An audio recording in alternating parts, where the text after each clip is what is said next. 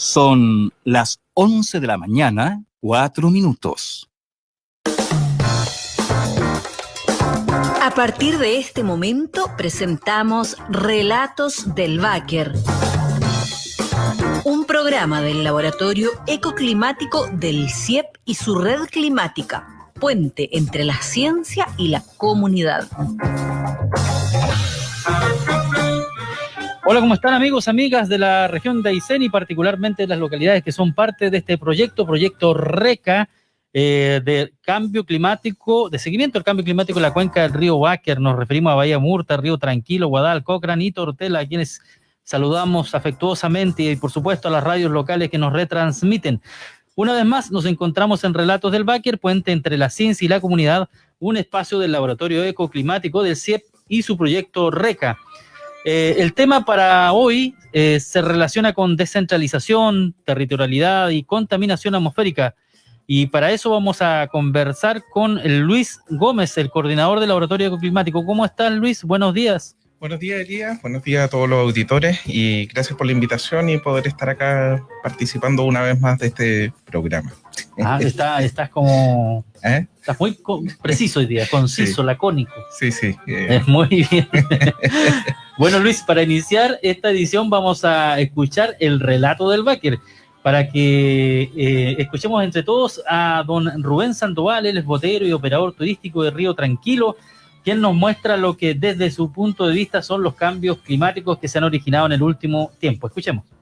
Yo creo que sí, efectivamente hay un cambio climático, como se dice. Por ejemplo, lo que uno puede apreciar en el lago, lo que cada año está subiendo menos los niveles de agua. Eso es bastante evidente, los niveles de agua como van bajando cada año. Por supuesto, es producto de la falta de lo que es la nieve en la cordillera. Bueno, en cuanto a los vientos, bueno, aquí son casi normales, sí, de repente es que, por ejemplo, los cambios se notan que, por ejemplo, tenemos un día de calma y rápidamente cambian las condiciones de viento. Antiguamente era como más común que se mantenía por más tiempo, ya sea bien puro viento o días calmos. Como que el viento está saliendo en cualquier momento, ¿no? Es más, hay un cambio en ese aspecto igual, a que se deba, uno lo desconoce. Bueno, en cuanto a lo que para el tema del agua potable, por supuesto en la localidad de Tranquilo, sí, efectivamente donde se saca el agua es un riesgo permanente porque igual es un pequeño glaciar de donde se baja esa agua y se sabe que va cada vez disminuyendo. Va disminuyendo bastante la cantidad de agua que a lo que era años anteriores. Felizmente se está proyectando también un proyecto de agua potable de otro lugar para sacarla para la comunidad. Yo creo que cuando hablamos de la falta de agua, que uno que yo soy criado y nacido en el campo, si nosotros comparamos lo que era, hablemos de 40 años hacia atrás, nosotros a contar ya de fines de mayo ya teníamos nieve y había nieve hasta agosto, y no era en lo mínimo que nevaba en las partes más bajas, era 1 metro de nieve. Y si nosotros vemos ahora qué nieve tenemos durante el invierno, nada. A lo más tenemos una escarcilla que unos 5 centímetros, 10 centímetros y eso no dura ni medio día. Así que yo creo que una de las razones por la falta de agua está dada por la falta de nieve. Uno analiza por la falta de lo que es la humedad hoy día en las tierras. Por ejemplo, yo que viví y trabajado en el campo igual, uno ve que un campo hoy día o cualquier superficie de tierra no le produce en cuanto a la ganadería.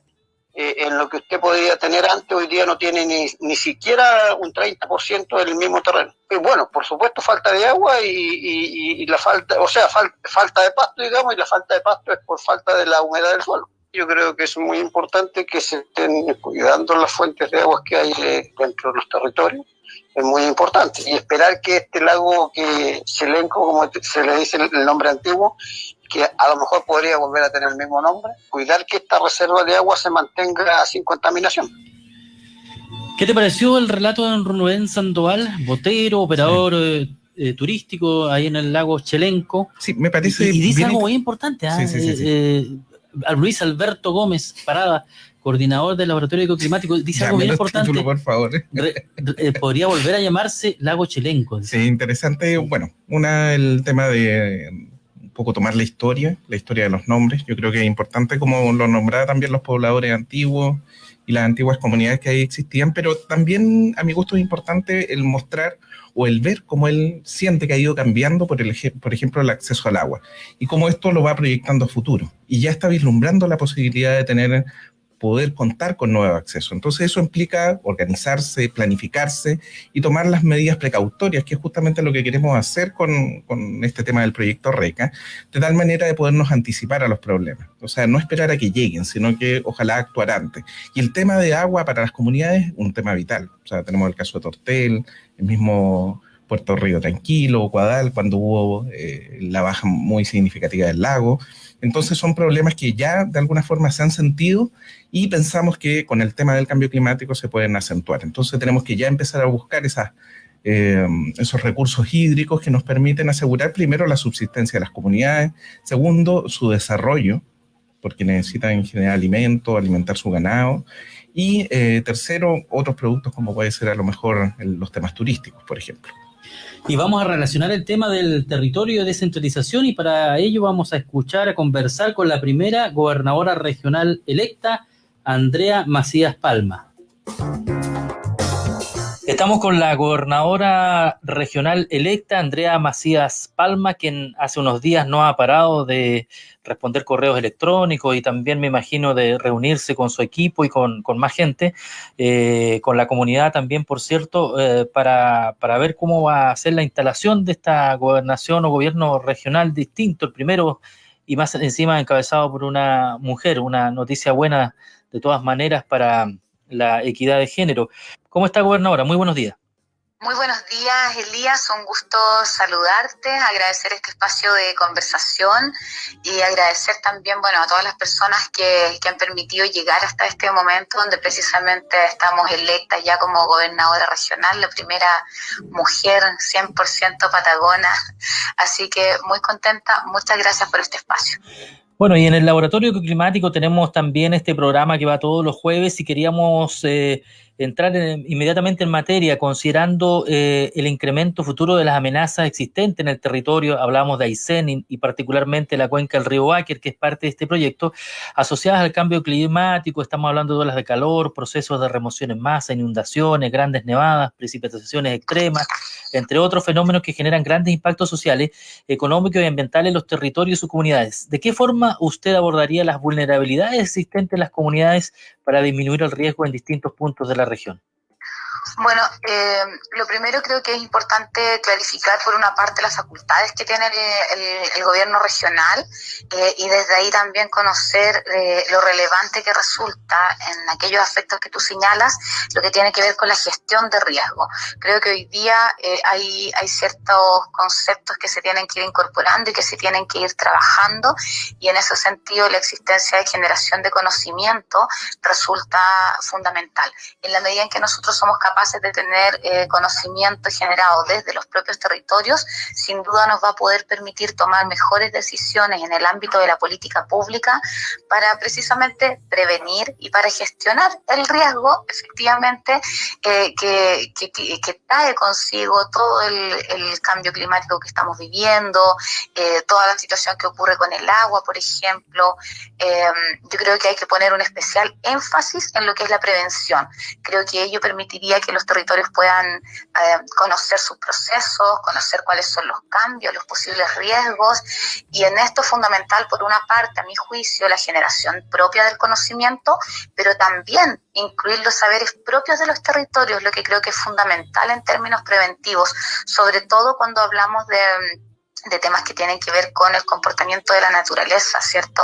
En el caso de las aguas, de sus cursos, en el caso de los distintos fenómenos que se producen, los propios habitantes de los territorios creo que deben ser considerados también a la hora de poder trabajar en esto de la prevención y de la gestión del riesgo. Ahora, desde el punto de vista de los instrumentos de planificación, ¿cierto?, de las políticas públicas regionales, digamos, como gobierno regional, sin duda, es una prioridad el avanzar en materia de gestión de riesgo, y también entendemos, y vuelvo a insistir, con un énfasis que debe estar dado en la prevención. Y en eso, como gobierno regional, y bueno, en conjunto con, por ejemplo, con el CIEP, ¿cierto?, con la academia, con los municipios, a través de las líneas de educación, por ejemplo, debemos avanzar en prevención. Así que más o menos por ahí es lo que vislumbramos, ¿cierto?, en esto que cada vez que hemos ido abordando este tema, que sin duda nos va a tocar trabajarlo al interior del gobierno regional.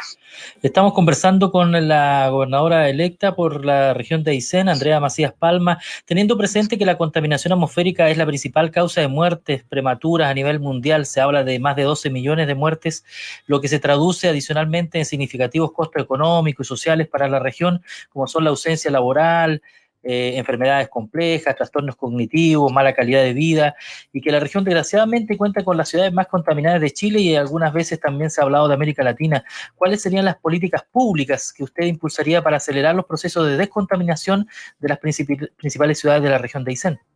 Reiterando también lo que mencionaba adelante, esto de cuáles son, hasta dónde llegan las competencias del gobierno regional, creo que dentro de las políticas que queremos impulsar, por ejemplo, estamos evaluando la posibilidad de que a través del traspaso de algunas competencias, ¿cierto?, que es un proceso que está normado, que está regulado, que no es de la noche a la mañana, sino que efectivamente es un proceso que requiere informes previos, etcétera, pero nosotros como región debiéramos al menos solicitar la administración de todos aquellos programas o líneas que permitan, por ejemplo, dar respuesta a las acciones que hoy día están contenidas dentro del PDA.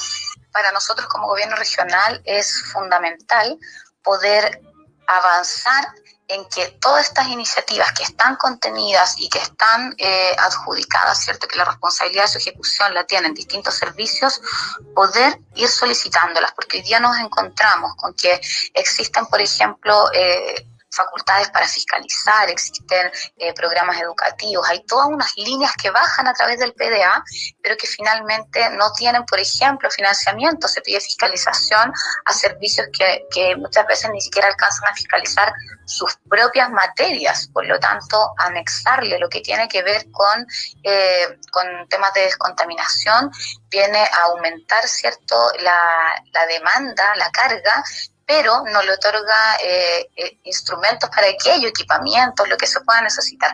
Por lo tanto, una de las acciones tiene que ver con eso, con que podamos como región hacernos cargo de aquellas materias que están contenidas en el plan de descontaminación atmosférica y en las que nosotros pudiésemos aportar para que se lleven a cabo, entendiendo que todas esas medidas fueron estudiadas para que puedan aportar en la disminución de contaminación. Por otra parte, y durante este periodo, además como consejera regional, ha sido un especial tema, ¿cierto?, con especial énfasis el trabajar en materia de descontaminación, el vincular, por ejemplo, el CIEP, y poder instalar esto como una línea de investigación es algo que surge al interior de la Comisión de Ciencia del propio gobierno regional, en la cual me corresponde participar. Por lo tanto, hay una intención efectivamente, pero aquí las políticas públicas que podamos ir elaborando al respecto deben tener un alto contenido de información desde el territorio. Debemos avanzar, por ejemplo, en la medición también de la contaminación en distintos lugares. Hoy día estamos midiendo solamente Coyhaique, Cochrane, Aysén, pero este es un problema que se nos va a venir y por lo tanto, cuando uno habla de la política pública, uno debe instalarse desde la necesidad de responder a lo que se va a venir en el largo plazo, con altos índices de planificación.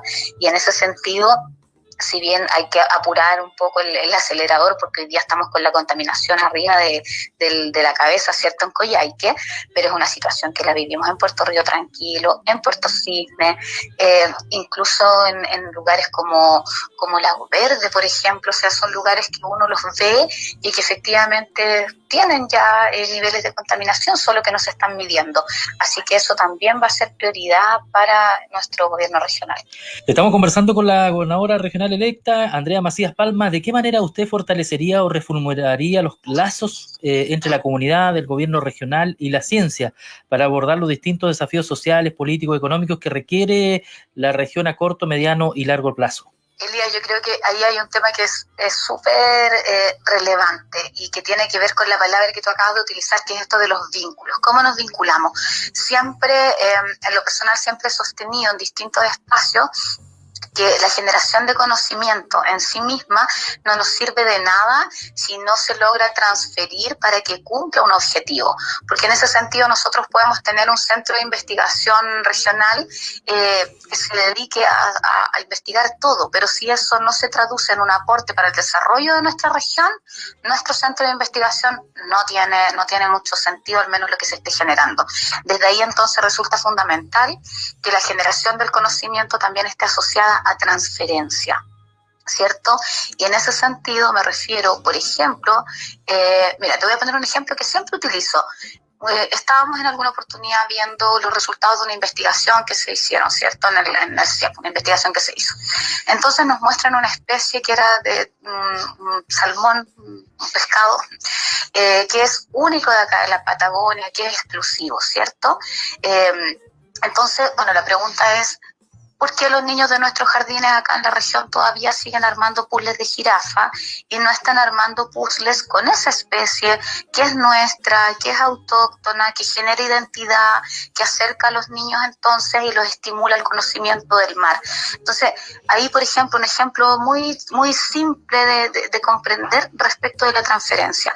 Por lo tanto, vincular a la comunidad, vincular a la academia, vincular a la investigación y tiene que ser un todo, ¿cierto?, que se articule en función de que el gobierno regional, que es el ente encargado de la elaboración de la política pública, pueda hacerlo con un fundamento claro, con evidencia empírica. Creo que eso es fundamental y para ello debemos precisamente establecer cuáles son los intereses y los objetivos que nosotros queremos cumplir y hacia dónde queremos avanzar en estas materias.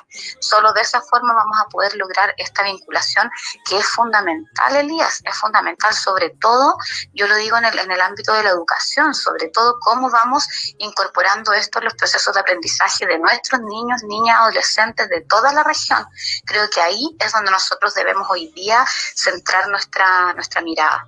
En que los propios niños, por ejemplo, en incorporar en ellos este gusto de aprender, de investigar, todo eso vinculado con su propio territorio. Y de esa forma incluso estamos trabajando en cómo vamos habilitando a las propias personas de las comunidades de nuestro territorio en que se interesen por el desarrollo científico y por la generación de conocimiento que pueda dar respuesta a demandas que son muy locales. Esa es la idea también del proyecto que tiene este programa Relatos del Báquer, ese bidireccional, ¿cierto? Por una parte, el conocimiento que se puede generar a través de la academia, de la investigación, y por otra también recogemos los relatos de la gente del territorio, de los boteros, de la gente que ha vivido algún tipo de fenómeno natural, porque la idea, ¿cierto?, es que la ciencia vaya de uno y otro lado. Finalmente, gobernadora electa, en materia de descentralización y pensando en las comunidades más pequeñas de la región de Aysén, ¿cómo espera traspasar esas competencias? ¿Cómo desarrollará el trabajo con los municipios locales, por ejemplo, que son actores muy importantes pensando en problemas como el agua potable rural o las consecuencias del cambio climático, que ya algo hablamos? Sí, lo primero en ese sentido, Elías, es recordar que el traspaso de competencias es, bueno, que en materia, ¿cierto?, del gobierno regional, pero finalmente quien resuelve el traspaso de una competencia es él o la presidenta de la República. ¿Qué es lo que nos dice la ley de gobierno regional? Es cierto, es que las competencias solo se podrán solicitar durante los 2 primeros años de mandato presidencial, porque el espíritu de la ley precisamente es no dejar estos amarres en estos últimos periodos de gobierno, ¿cierto? Entonces se deben solicitar durante los 2 primeros años presidenciales. Eso significa que nosotros recién el año 2022 pudiésemos estar, del 2022, marzo del 2022 a marzo del 2024, pudiésemos estar solicitando esas competencias.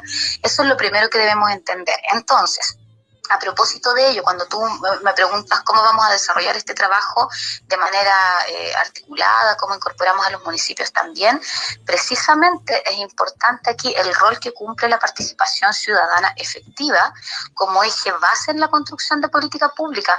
Por lo tanto, para resolver el tema de los traspasos de competencias, qué vamos a pedir, cómo lo vamos a pedir, para qué lo vamos a pedir, es fundamental dialogar con los alcaldes y con sus territorios, reconocer las miradas, las demandas, porque un traspaso de competencias no puede ser resuelto de manera unilateral, porque es algo que va a tener un impacto regional. Por lo tanto, desde ahí hemos comprometido el trabajo desde un principio con los municipios, con los territorios. En esta propuesta que obtuvo una amplia mayoría en las elecciones, lo que nosotros hemos dicho incansablemente es que nuestra mirada la tenemos que volver hacia los municipios, hacia los territorios, entendiendo que el municipio es la primera respuesta del Estado, que es la que está más cercana a la comunidad, desde donde las instituciones y las autoridades, hoy día existe un reclamo de que se ha generado esa tremenda distancia.